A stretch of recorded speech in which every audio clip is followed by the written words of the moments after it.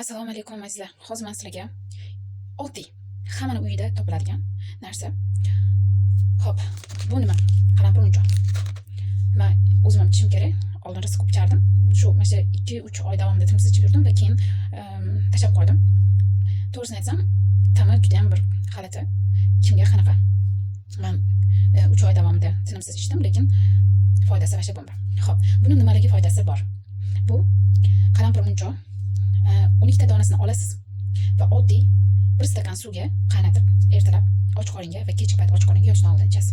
Buni foydalari sizda kechasi uxlamayotgan bo'lsangiz, uyqu tizimingizni yaxshilaveradi. Og'zingizdagi badbo'y hidlarni yo'q qiladi va eng asosiysi, masalan, eng asosiysi ko'pchilik hozir ayollarda problema bilasizlar, vez tashlash. Vez tashlashda ko'proq birinchi o'chirda ovqatlanish tizimiga e'tibor beriladi.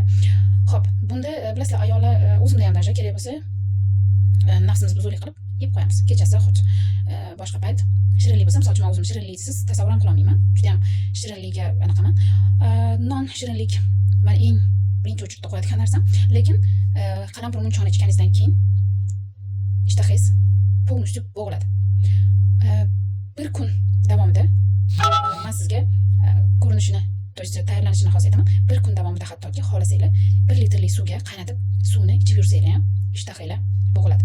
Siz tasavvur qiling, qanaqadir bir nimadirlar qo'shilgan dorini ichib olasiz, u sizni как ozdiradi deb reklama qilishadi, lekin u dorini tashlab olganingizdan keyin, ya'ni ichishni to'xtatganingizdan keyin u dori sizga navarotga ta'sir qiladi va semirib ketasiz. Men o'sha holatda hattoki o'zim ham internetdan ozdiradigan kofe deb sotishdi va o'sha ozdiradigan kofeni o'zim ichib ko'rdim. Rostdan ham shunaqangi zo'r ozdim, lekin uni tashlab qo'yganimdan keyin, ichmaganimdan keyin momentalno ishtaham ochilib, semirib ketdim va 2 baravarga semirib ketdim. Bu qalampir munchoq ham ozishingizga, ham sochingizni to'kilishiga, ham uxlashingizni nima desam bo'ladi, uyqu tizimingizni joyiga tushirib beradi. Foydalari juda ham ko'p. Men o'zimda sinadim lechni, o'zim foydasini ko'rdim va sizlar bilan ham bo'lishdim. Kimgadir yana qanaqadir ma'lumot kerak bo'lsa, menga obuna bo'lib, qo'ygan videolarimga like bosib, kommentariy yozishingizni so'rab qolaman. Kommentariyada обязательно shu qalampir munchoqdan foydasini ko'rgan insonlar yozsin. Lechni men o'zim foydasini ko'rdim. Yana bitta narsani aytmoqchiman. Soch o'stiradi va soch to'kilishini oldini oladi deb aytgandim. Men bundan 6 oy oldin sochimni kestirganman va sochim juda ham achinarli holatga kelib qolgandi. Nima demoqchiman? Shu salonga bordim, sochimni hech qachon bo'yatmagandim va oyda yilda bir marta o'sha salonga borib, sochimni, bilasizlar, sariq sochli ko'p qizlar yaxshi ko'rsa kerak, men hech qachon sochimni sariq rangga bo'yatmaganim uchun men qanaqadir qiziqishim bor edi. Va o'shanda sochim juda ham yomon kuyib ketdi. Plus men sochimni kestirdim, ya'ni mana shunday qilib kare qildim. Kare qilganimdan keyin o'sish juda ham sekinlashdi. Sochim juda ham ko'p to'kilishni boshladi.